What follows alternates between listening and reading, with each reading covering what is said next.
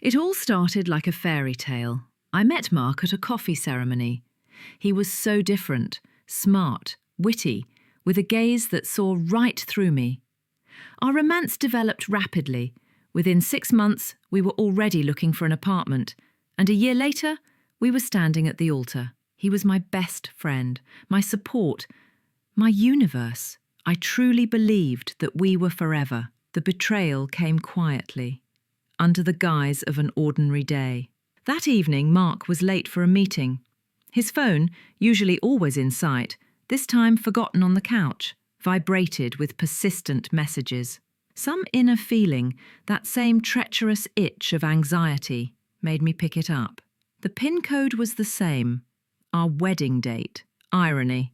The very first message I opened on my messenger from Kira stung. "I miss your arms. Is she asleep yet?" My world turned upside down in an instant.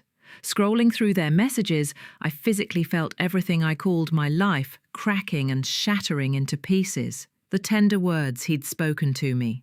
The plans we'd made together. The photos of their secret encounters. It turned out their affair had lasted almost as long as our marriage. I also learned that Mark's modest startup, into which I'd invested my savings and an inheritance from my grandmother, was actually a joint fund he and Kira had set up for their future life. Without me. The pain was so acute I wanted to scream. But instead, an icy, absolute silence was born within me. The tears dried up on their own.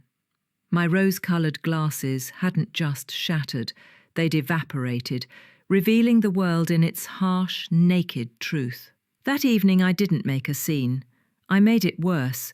I saved all the screenshots, sent them to myself, erased the traces and put the phone back in exactly the same place. When Mark returned with kisses and stories of his rough day, I greeted him with my most sincere smile.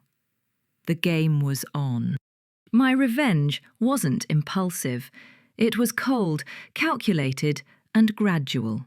I hired a private investigator. A week later, I had a full report. Kira wasn't just his mistress, but a longtime friend he'd known even before we met. They dreamed of starting a business together, but they lacked the startup capital. My inheritance was the perfect solution. I went to the toughest divorce lawyer in town. Calmly, with icy calm, I showed her all the evidence. We devised a strategy, not just a divorce, but total financial annihilation. Through her connections, we blocked our joint accounts and began the process of recognizing the investment in the startup as my personal investment, subject to full return. I waited until the day when Mark's company was supposed to sign a major contract. An hour before the presentation, I sent a letter to all the top managers and the HR director via corporate email. No emotion, just the facts. Screenshots of correspondence confirming not only the infidelity, but also the discussion of confidential details of the deal with a third party, that same Kira. The subject line, questions about the reputation of employee Mark Petrov. The effect was immediate. He wasn't just kicked out of the negotiations. He was fired for loss of trust. His reputation in the industry was destroyed in an instant. In court, my lawyer was merciless. He got nothing. Not half of the apartment purchased with my money, not access to my assets. Moreover, the court ordered him to pay me compensation for emotional distress and return the funds invested in his business. Kira left him a week after the trial, when she realised the money wouldn't be coming. The last I heard of him, he'd moved to another city and was working in a small office. Now I'm sitting in my new, bright apartment, bought with the money I got back. I've been through a long process of therapy. I don't feel any joy over his downfall. I feel calm. That incident turned my life upside down, uprooting the naive girl who believed in fairy tales. But in her place grew a strong, clear-sighted woman who knows her worth. This story taught me the most important thing.